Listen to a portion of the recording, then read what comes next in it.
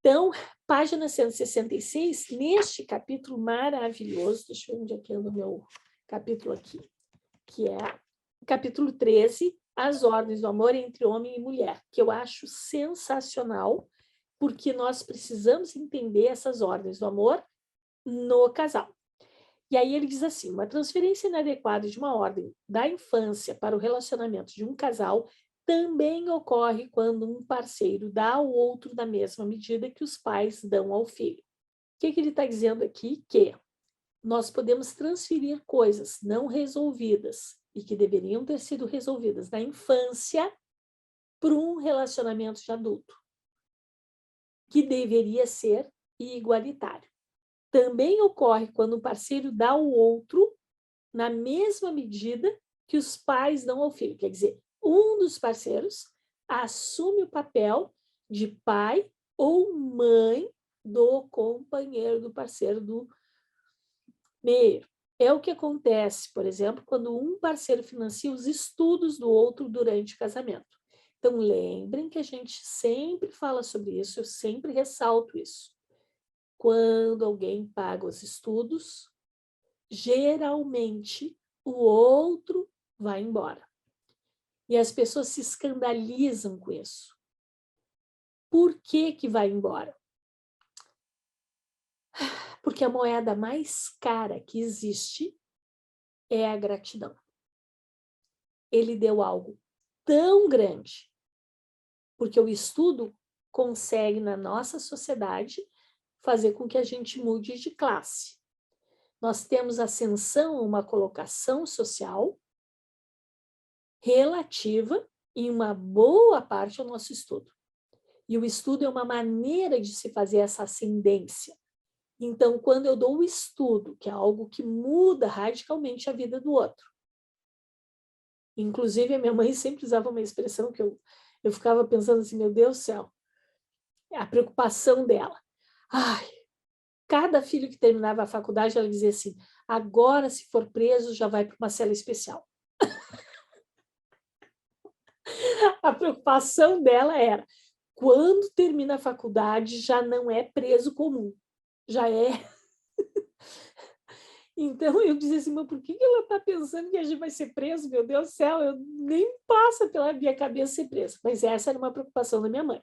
E ela reconhecia, era um jeito dela dizer o quanto o estudo mudava algo e o quanto ela reconhecia isso como uma coisa importante, um evento importante. Então, quando alguém paga o estudo para o outro, é tanto que só um pai poderia dar isso sem trazer maiores problemas, que a ordem fica subvertida. Mas não significa que, porque alguém pagou meu estudo, que necessariamente eu tenho que ir embora. Se eu tiver o quê? Gratidão. E eu vou ter que ter muita gratidão, porque eu recebi algo muito grande. Quando a gente recebe algo muito grande, para manter a dignidade, nós precisamos agradecer. A maior parte das pessoas não consegue agradecer. Então, desequilibrou tanto a troca, ficou um degrau tão grande entre os dois, que o que costuma acontecer? O caminho mais fácil é ir embora. E não é aquele que deu que vai embora, é o que recebeu que vai embora. E aí parece muito injusto. Eu dei tudo, eu trabalhei feito uma louca. Ou às vezes o homem, né? Porque às vezes é o homem que se sacrifica.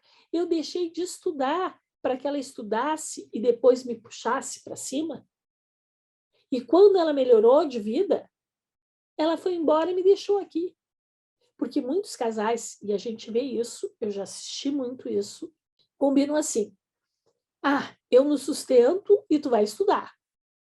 Aí quando tu melhorar, vai ser a minha vez. Só que neste meio tempo, essa pessoa vai embora, o outro fica sem a vez e fica se sentindo injustiçado, desprezado e ainda sem a bendita cultura que ele tanto queria.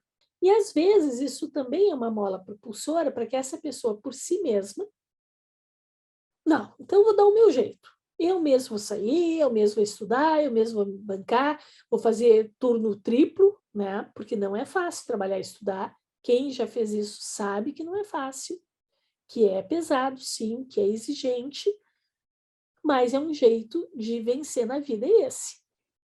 Não é o único jeito, mas é um dos jeitos. Uma coisa, porque eu já constelei os dois lados da moeda, tanto quem foi embora, quanto quem ficou, quem foi deixado e tudo mais.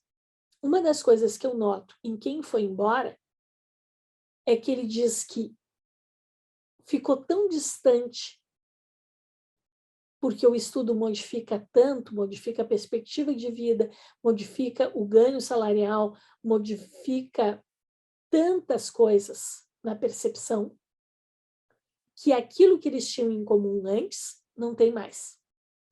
Então, é normal mesmo que esse casamento não suporte a subida deste degrau se o outro também não fizer algo. Porque aí o outro continua um peão de fábrica, um bronco, e a pessoa se tornou uma médica, uma advogada, uma veterinária, uma professora, porque às vezes professor é o máximo para alguém.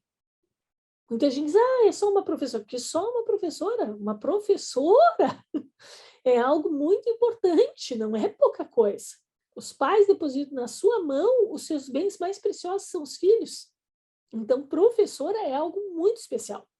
E aí, se essa pessoa também não faz o seu movimento de ascender conjuntamente, este casamento já está em risco. A pessoa teria que pagar valor por valor e ainda o esforço que o outro fez. Quem que se dedica a fazer algo assim? Poucas pessoas. Muito poucas pessoas fazem este movimento. Então, infelizmente, é padrão comum nós vermos casais em que isso aconteceu. É muito comum que quem recebe estudo do outro, sem agradecer, vai embora.